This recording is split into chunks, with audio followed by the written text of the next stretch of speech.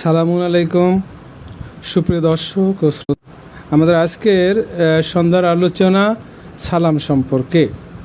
মানে মাদ্রাসায় যারা শিক্ষিত রয়েছে এরা কোরআনে বিশ্বাস করে না, এরা বাইবেলে বিশ্বাসী এবং বাইবেল প্রতিষ্ঠিত রেখেছে। এটা প্রমাণ করার জন্য আমরা আপনাদেরকে দেখাবো ইনজিলে শরীফ থেকে এবং আপনার তৌরাত শরীফ থেকে। যদি আমার কিছু বই ওই পড়ে গিয়েছিল, চুরি হয়ে গেছে বিভিন্নভাবে, তারপরও আমরা যতটুকু আছে সেখান থেকে আপনাদের দেখানোর চেষ্টা করব। আল্লাহ, আপনি মহান পবিত্র, নিশ্চয় আপনি সর্ববিষয়ে সর্বশক্তিমান।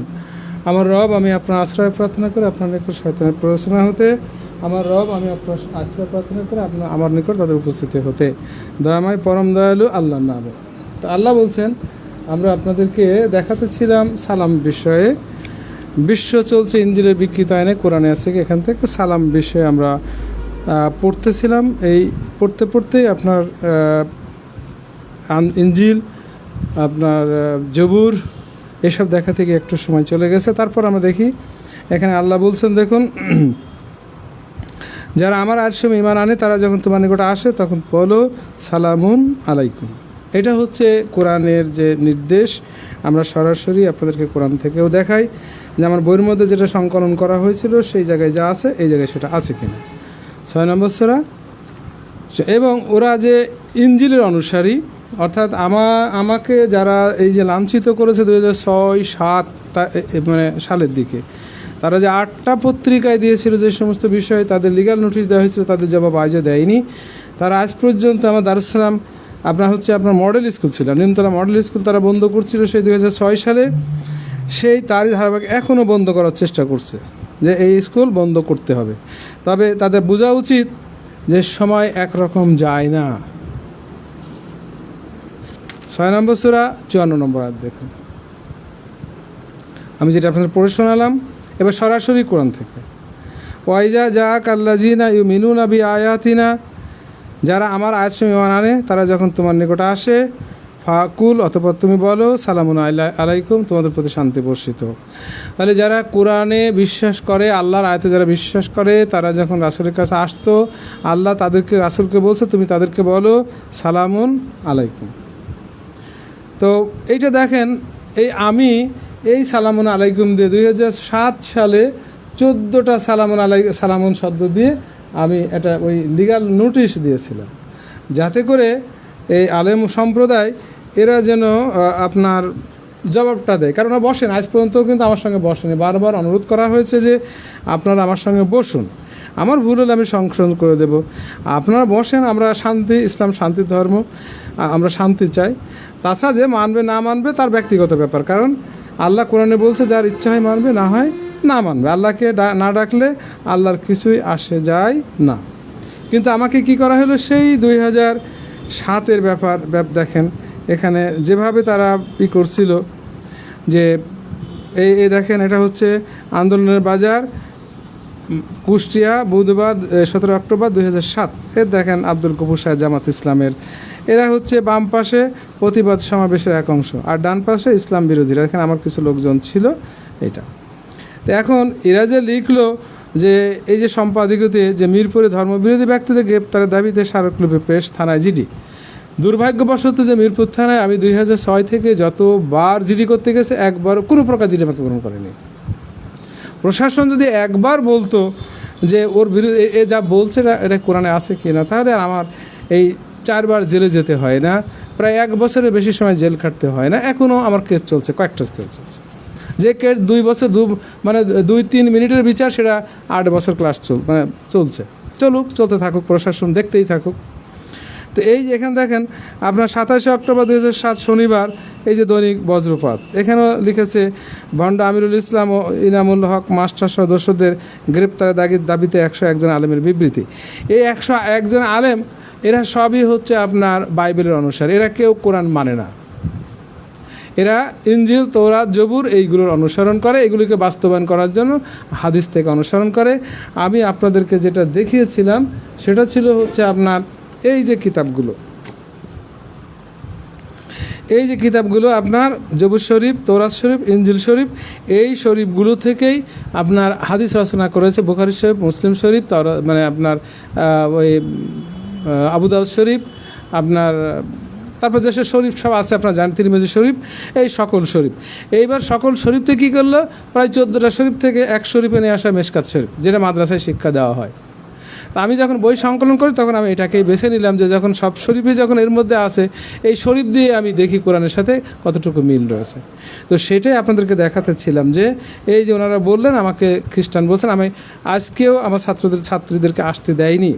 একজন এই কাজল সাহেব, আপনার মান্নান সাহেব, এনারা মানে এনাদের কী হয়েছে আল্লাহ জানে, ওনারা স্কুলে ছাত্রছাত্রী আসতে দিবেন না। তো না দিলে কী হবে, আমি যাচ্ছি না। তো আমার স্কুলে যদি কেউ এরকম 10 দিন কামাই করে, এখানে বাদ। সে যদি আবার পড়তে চায় তাকে তার নতুন করে ভর্তি হওয়া লাগবে।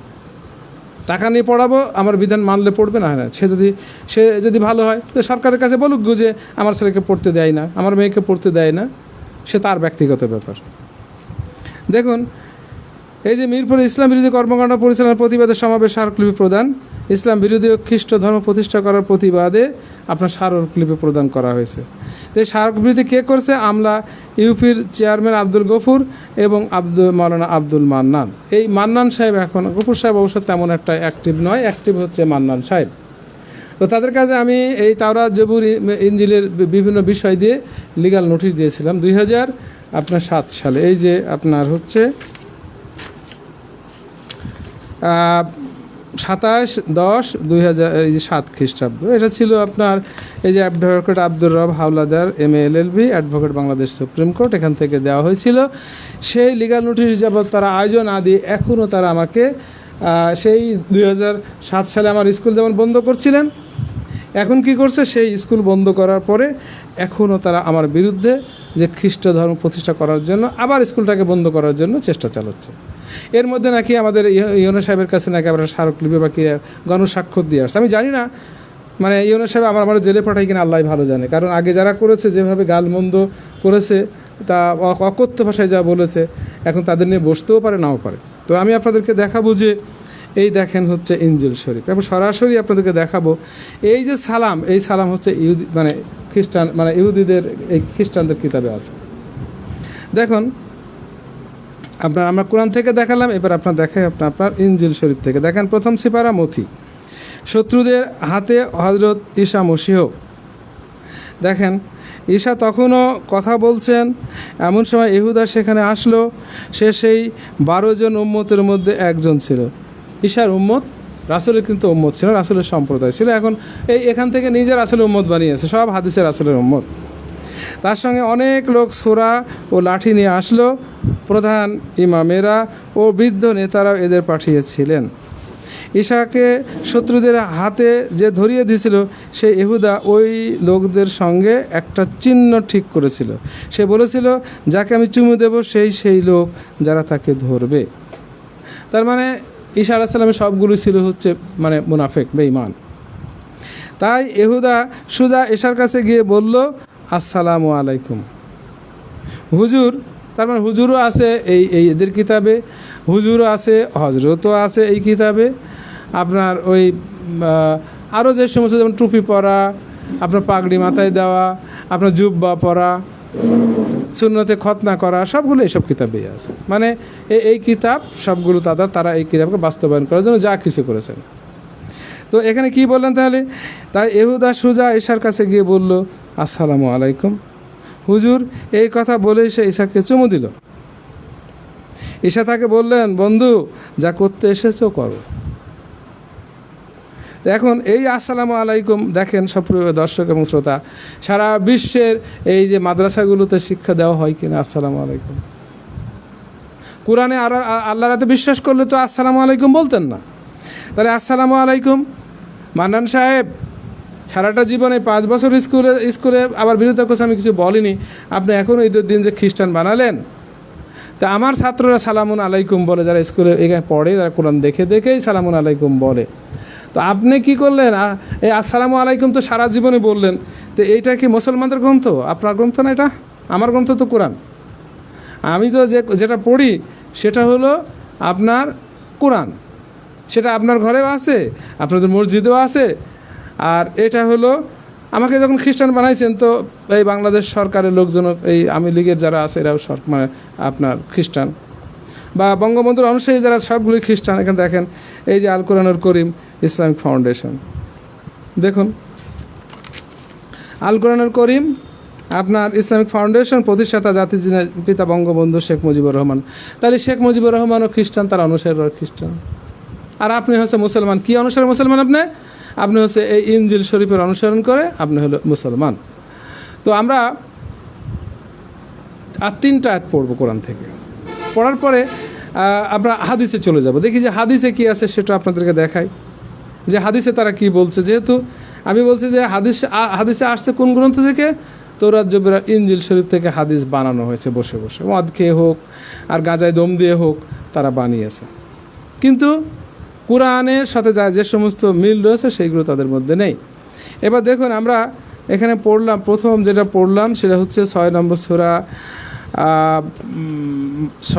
সূরা আনামের 54 নম্বর আয়াত। এখানে ছিল, যারা আমার আয়াতে ঈমান আনে তারা যখন তোমার নিকট আসে তখন তুমি বলো সালামুন আলাইকুম, তোমাদের প্রতি শান্তি বর্ষিত হোক, তোমাদের রব দয়া করা তার কর্তব্য স্থির করেছেন। তোমাদের মধ্যে কেউ অজ্ঞতাবশত যদি মন্দ কাজ করে অতঃপর তওবা করে এবং সংশোধন করে তবে তো আল্লাহ ক্ষমাশীল পরম দয়ালু। মন্দ কাজ মানে কি? এই সালামটা বিকৃত করে যদি বলে তাহলে সংশোধন করে সঠিক করে নিতে হবে। এখন জান্নাতীরাও এই সালামটাই দেবে। দেখুন 7 নম্বর সূরার 46 নম্বর আয়াত। কারণ আলিয়া মাদ্রাসা বলেন, আপনার কামিল মাদ্রাসা বলেন, আপনার ফাজিল মাদ্রাসা বলেন, বা আপনার এই যে কমি মাদ্রাসা, যে মাদ্রাসা বলেন, সকল মাদ্রাসার লোকই কোরআন প্রত্যাখ্যান করে। তারা মুখস্থ করে কোরআনটা ঠিকই আছে, কিন্তু অর্থও বোঝে না আর এটা মানেও না। ওরা যত কিছু মানে সব হচ্ছে বাইবেল। তবে বাংলাদেশ সরকারকে আমি অনুনয় বিনয় করে বলছি, মাদ্রাসা ধর্মীয় শিক্ষাটা টোটালি বন্ধ করে দেওয়া হোক। আর নির্দিষ্ট কিছু কোরআন থেকে আয়াত একেবারে আপনার 0 থেকে শুরু করে বিশ্ববিদ্যালয় পর্যন্ত শিক্ষা দেওয়া হোক, যাতে সবাই নৈতিক চরিত্রের উন্নত থাকতে পারে। সেজন্য কোরআন শিক্ষা দিয়ে বাধ্যতামূলক করে দিন। আর মাদ্রাসা শিক্ষাটা বাদ দিয়ে আপনার জেনারেল শিক্ষা অন্তর্ভুক্ত করা হোক এবং কারিগরি শিক্ষাটাকে প্রাধান্য দিয়ে যাতে বেকার না থাকে সেই ব্যবস্থা করুন। আর বর্তমানে এত কিছু দরকার নাই, যেহেতু পৃথিবীতে বহু আবিষ্কার হয়ে গেছে। এই আবিষ্কারের জিনিসগুলো আমাদের ছাত্রদেরকে শিক্ষা দেন। এত বিজ্ঞানী হওয়ার দরকার নাই, যারা বিজ্ঞানী হবে তারা এর মধ্য থেকে পড়ে চলে যাবে, সহজ করে দেন। বই আমরা ছোটোকালে পড়েছি, কোনো নোট বইয়ের প্রয়োজন হয়নি, এমন করে বই রচনা করে দিন ওই জিনিসগুলো যেগুলো আমাদের ছেলেমেয়েরা তৈরি করবে, এরা চাকরি বাকরি করবে, ব্যবসা বাণিজ্য করবে, সেইগুলো ছোটো করে খুব সহজ করে দিয়ে দিন। কোনো নোট যাতে না লাগে, ছোটো ছোটো প্রশ্ন করুন, সহজ সহজ প্রশ্ন করুন, যারা তারা নৈতিক চরিত্র উন্নত হয়, যারা কাজ করে খেতে পারে। এত কিছু শিক্ষার প্রয়োজন নেই। আমেরিকায় যদি 12 ক্লাস পাস করার পর যদি ব্যাংকের ম্যানেজার হতে পারে, তা আমাদের সেই ব্যবস্থা করে দিন, যাতে আমাদের ছেলেমেয়েরাও যাতে অন্ততপক্ষে 12 বছর পরে ব্যাংকের ম্যানেজার হতে পারে। তো 7 নম্বর সূরা আরাফের 46 নম্বর আয়াত দেখেন, 46-47 নম্বর আয়াত। এখানে আল্লাহ বলছেন, উভয়ের মধ্যে যারা আল্লাহর পথে প্রতিবন্ধকতা সৃষ্টি করত এবং হতে বক্রতা অনুসন্ধান করত, উহারাই আখিরাত সম্বন্ধে অবিশ্বাসী। উভয়ের মধ্যে পর্দা আছে এবং আরাফে কিছু লোক থাকবে যারা প্রত্যেককে তাহার লক্ষণ দ্বারা চিনবে এবং জান্নাতবাসীদেরকে সম্বোধন করে বলবে, দেখুন সালামুন আলাইকুম, তোমাদের প্রতি শান্তি বর্ষিত হোক, তোমাদের প্রতি শান্তি বর্ষিত হোক। তারা তখনও জান্নাতে প্রবেশ করেনি, কিন্তু আকাঙ্ক্ষা করে। যখন তাদের দৃষ্টি দোজখবাসীদের প্রতি ফিরিয়ে দেওয়া হবে, তখন তারা বলবে, আমাদের রব, আমাদেরকে জালেমদের সঙ্গী করো না। তাহলে জান্নাতীদের সালামটা কী হবে? সালামুন আলাইকুম। তো এখন মাদ্রাসায় যারা পড়ে, এটা কামিল মাদ্রাসায় হোক, ফাজিল মাদ্রাসায় হোক, আমিল মাদ্রাসায় হোক, দাখিল মাদ্রাসায় হোক বা কমি মাদ্রাসায় হোক, এরা জান্নাতে যেতে চায় না, এরা আল্লাহর আয়াতে বিশ্বাস করে না। যদি করতো তাহলে এই সালামটা আমাদের মধ্যে এই যে ইনজিল শরীফের যে সালামটা, যেটা আপনাদেরকে দেখালাম, ইনজিল শরীফের যে সালামটা, এই সালামটা কোনো দিনই তারা আমাদেরকে শিক্ষা দিত না। যে তাই ইহুদা সুজা ঈশার কাছে গিয়ে বলল, আসসালামু আলাইকুম। এই আসসালামু আলাইকুম এই ইনজিল শরীফ থেকে আমাদেরকে শিক্ষা দিত না। এবার দেখুন 13 নম্বর সূরার 24 নম্বর আয়াত।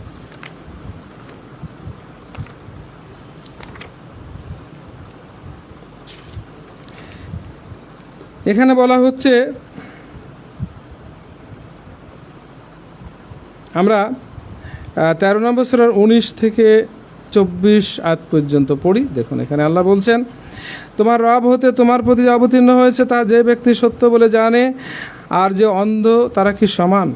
উপদেশ গ্রহণ করে শুধু বিবেক শক্তি সম্পন্ন গণই, যারা আল্লাহকে প্রদত্ত অঙ্গীকার রক্ষা করে এবং প্রতিজ্ঞা ভঙ্গ করে না, এবং আল্লাহ যে সম্পর্ক অক্ষুণ্ণ রাখতে আদেশ করেছেন তা অক্ষুণ্ণ রাখে, ভয় করে তাদের রবকে এবং ভয় করে কঠোর হিসাবকে, এবং যারা তাদের রবের সন্তোষী লাভের জন্য ধৈর্য ধারণ করে, সালাত প্রতিষ্ঠিত করে, আমি তাদেরকে যে রিজিক দিয়েছি তা হতে গোপনে প্রকাশ্যে ব্যয় করে এবং ভালো দ্বারা মন্দ দূরীভূত করে, তাদেরই জন্য রয়েছে শুভ পরিণাম, স্থায়ী জান্নাত। এতে তারা প্রবেশ করবে এবং তাদের পিতামাতা, পতিপত্নী ও সন্তানদের মধ্যে যারা সৎকর্ম করেছে তারাও, এবং ফেরেশতাগণ তাদের নিকট উপস্থিত হতে হবে প্রত্যেক দ্বার দিয়ে এবং বলবে সালামুন আলাইকুম, তোমাদের প্রতি শান্তি বর্ষিত হোক। তাহলে আরবিতে আসসালামু আলাইকুম দেখাক তারা, আল্লাহ বলতে বলেছে, এটা যে আল্লাহ বিশ্বাস করতো, আল্লাহর আয়াতে বিশ্বাস করতো, তাহলে তো এই সালামুন আলাইকুম বলতো যে তোমাদের প্রতি সালামুন আলাইকুম, তোমরা ধৈর্য ধারণ করেছিলে বলে তোমাদের প্রতি শান্তি, কত উত্তম এই পরিণাম। এবার দেখুন 16 নম্বর সূরার 32 নম্বর আয়াত।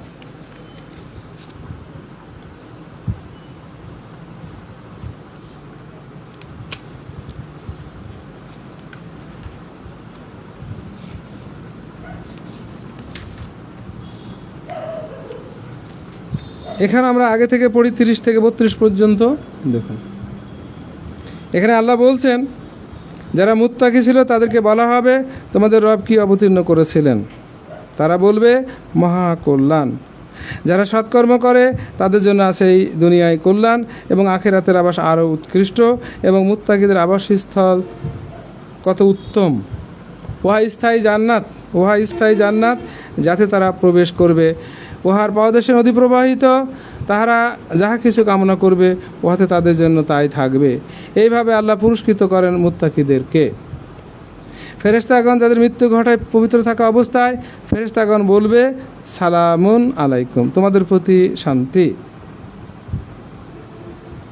তোমরা যাহা করতে তার ফলে জান্নাতে প্রবেশ করো। তো এই যে সালামুন আলাইকুম, তাহলে আমরা কি এই সালাম দিব না? আমরা কি এই সালাম অনুসরণ করব না? তো এবার আমরা এরকম আরও বহু সালাম আপনাদের সবগুলোই শুনিয়েছি, আমরা 4টা দেখালাম যে জান্নাতবাসীদের যে সালাম, দুনিয়ার মানুষদের আসবে সেই সালাম একই সালাম হবে। এইবার আপনাদেরকে দেখাবো হাদিস শরীফ থেকে, অর্থাৎ ওনাদের এই শরীফ থেকে আমি আপনাদের সংকলন করছিলাম, সেই সংকলনে এই হাদিসগুলো আপনাদের এখন একটু পড়ে শোনাবো, যেখানে আপনার 4টা হাদিসের কথা উল্লেখ আছে, সত্য কখনো গোপন থাকে না। এবং কোরআন থেকে দেখাবো যে এরা কিভাবে কোরআনটাকে বিকৃত করেছে, যা মানুষের মধ্যে তারা এই প্রচার করে আসছে।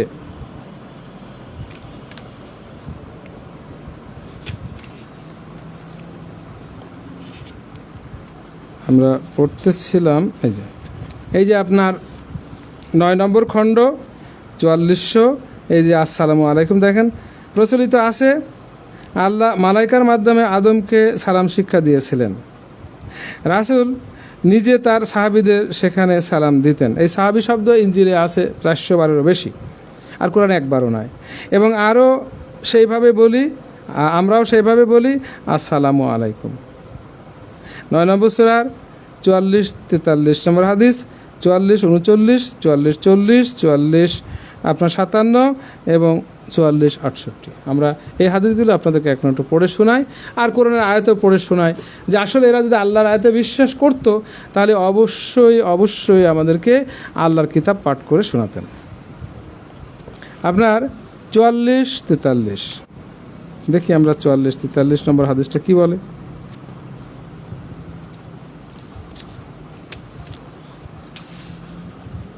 এখানে হলো আপনার 44-23, ভুল বলছি, 44-23 নম্বর হাদিস।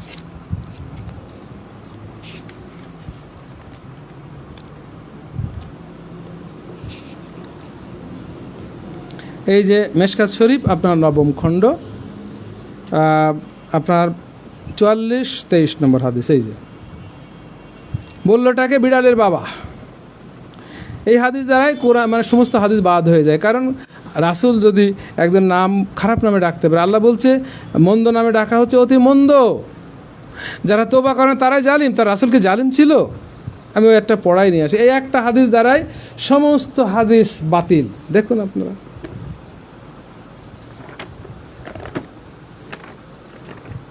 কোনো হাদিসের প্রয়োজন নেই, কোরআন যথেষ্ট। অর্থাৎ কোরআনের ভিতরে যা আছে সবই যথেষ্ট, এবং সকল সমস্যার সমাধান ইনশাল্লাহ আমরা কোরআন থেকেই খুঁজে পাচ্ছি বা দেখছি। আপনার দেখুন, এটা হচ্ছে 49 নম্বর সূরা 11 নম্বর আয়াত। এখানে আল্লাহ বলছেন, হে বিশ্বাস স্থাপনকারীগণ, হে বিশ্বাস স্থাপনকারীগণ, কোনো পুরুষ যেন অপর কোনো পুরুষকে উপহাস না করে, কেননা যাকে উপহাস করা হয় সে উপহাসকারী অপেক্ষা উত্তম হতে পারে, এবং কোনো নারী অপর কোনো নারীকে যেন উপহাস না করে, কেননা যাকে উপহাস করা হয় সে উপহাসকারিণী অপেক্ষা উত্তম হতে পারে। তোমরা একে অপরের প্রতি দোষারোপ করো না, এবং তোমরা একে অপরকে মন্দ নামেও ডেকো না। একজন মানুষকে এই আবু হুরায়রা বিড়ালের বাপ বলে ডাকে, এটাকে মন্দ নাম নয়। আমাকে যদি বলে আবু হুরায়রা, আমি কি সেটা মেনে নেব? বিড়ালের বাবা বলে ডাকলে পারে, কুত্তার বাসা বলে ডাকলে শোভা পায়? তাহলে বলছে তোমরা একে অপরের প্রতি দোষারোপ করো না, এবং তোমরা একে অপরকে মন্দ নামে ডেকো না। ঈমানের পর মন্দ নাম অতি মন্দ, যারা তওবা করে না তারাই জালিম। তাহলে রাসূল যদি একজনের নাম আবু হুরায়রা রেখে দেয়, তাহলে এটা মন্দ নাম নয়। তো রাসূল তো তওবা করছে, যদি না করে থাকে তাহলে এই হাদিস দ্বারা সমস্ত, এই কোরআনের একটা আয়াত দ্বারা সমস্ত হাদিস বাতিল। দেখুন, তারপর আমি আপনাদেরকে পড়ে শোনাই, যেহেতু মাদ্রাসায় যারা পড়েছে তারা তো মানে এইগুলো জায়েজ রাখবে তাদের ব্যবসা বাণিজ্য ঠিক রাখার জন্য। আর প্রশাসনের কর্মকর্তারাও জানে যে আমরা তো ঘুষ খাই, অপরাধ তো করি, তো সুতরাং আমাদের জানাজা পড়ানোর জন্য, কাঙ্গালি ঘরের জন্য তো আলেম আমাদের দরকার আছে, সুতরাং তাদের দিকে আমরা গড়ে থাকি আর কি, যার ফলে পরিবর্তন আর হবে না। হযরত আবু হুরায়রা রাদিয়াল্লাহু আনহু হতে বর্ণিত, তিনি বলেন রাসূলুল্লাহ সাল্লাল্লাহু আলাইহি ওয়াসাল্লাম বলেছেন, আল্লাহ তাআলা হযরত আদম আলাইহিস সালামকে তার আকৃতিতেই সৃষ্টি করেছেন। তার উচ্চতা ছিল 60 হাত। আল্লাহ তাআলা যখন তাকে সৃষ্টি করলেন এবং বললেন যাও, কিভাবে, এবং অবস্থানরত ফেরেশতাদের ওই দলটিকে সালাম করো, আর তারা তোমার সালামের কি জবাব দেয় তাহা খেয়াল করে দেখুন। আল্লাহ বলছেন যাও এবং অবস্থানরত ফেরেশতাদেরকে ওই দলটির সালাম করো, আর তারা তোমার সালামের কি জবাব দেয় তাহা শ্রবণ করো, উহাই হইবে তোমার এবং তোমার সন্তানদের সালাম। আর তিনি গিয়ে বললেন আসসালামু আলাইকুম। কি ভাই, আপনারা কি দেখছেন যে এই যে আসসালামু আলাইকুম, দেখেন তো এই জায়গায় যা আছে হুবহু কিনা, দেখেন তো বানানটা, একটু পজ দিয়ে আপনারা দেখেন তো, এই আসসালামু আলাইকুম, এই ইনজিলের আসসালামু আলাইকুম আর আপনাদের মেশকাত শরীফ হাদিস শরীফের সালামু আলাইকুম কি এক নয়? এই যে আসসালামু আলাইকুম। তারা জবাবে বললেন আসসালামু আলাইকুম ওয়া রাহমাতুল্লাহ। তার মানে বাড়াচ্ছে। রাসূলুল্লাহ সাল্লাল্লাহু আলাইহি সাল্লাম বলেন, তাহারা ওয়া রাহমাতুল্লাহ শব্দ অংশটি বৃদ্ধি করলেন, অথবা তিনি বললেন প্রত্যেক ব্যক্তি বেহেশতে প্রবেশ করবে, সে হযরত আদমের আকৃতি হবে এবং তার উচ্চতা হবে 60 হাত। তখন হইতে সৃষ্টিগুলোর উচ্চতা অদ্যাবধি ক্রমাগত হ্রাস পেয়ে আসছে। এই মুত্তাফাকুন আলাইহি, বুখারী মুসলিম। তাহলে বুখারী মুসলিম সাহেবরা এখানে লিখলেন, আর এই মেশকাত শরীফ এই সাহেবেরা এখানে অন্তর্ভুক্ত করলেন মাদ্রাসায় শিক্ষা দেওয়ার জন্য। এবার দেখুন পরবর্তী যে হাদিসটা, সেটা ছিল হচ্ছে 44-39। তারপর আমি আপনাদেরকে কোরআনের আয়াত শোনাবো। 44-29 না, 44-39, 3 নয়।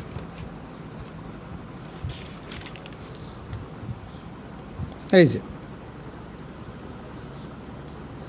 দেখুন, এখানে হযরত ইমরান ইবনে হুসাইন রাদিয়াল্লাহু হইতে বর্ণিত আছে, একদা এক ব্যক্তি নবী সাল্লাল্লাহু আলাইহি সাল্লামের খেদমতে আসলো এবং বলল আসসালামু আলাইকুম। তো এখন এই যে আসসালামু আলাইকুম বললেন, তিনি তার সালামে জবাব দিলেন, অথবা সে বসে পড়ল। তখন নবী সাল্লাল্লাহু আলাইহি সাল্লাম বললেন, এই লোকটির জন্য 10টি নেকি লেখা হয়েছে। তারপর আরেক ব্যক্তি আসলো, বলল আসসালামু আলাইকুম ওয়া রাহমাতুল্লাহ। হুজুর সাল্লাল্লাহু আলাইহি সাল্লাম সালামের জবাব দিলেন। সে বলল,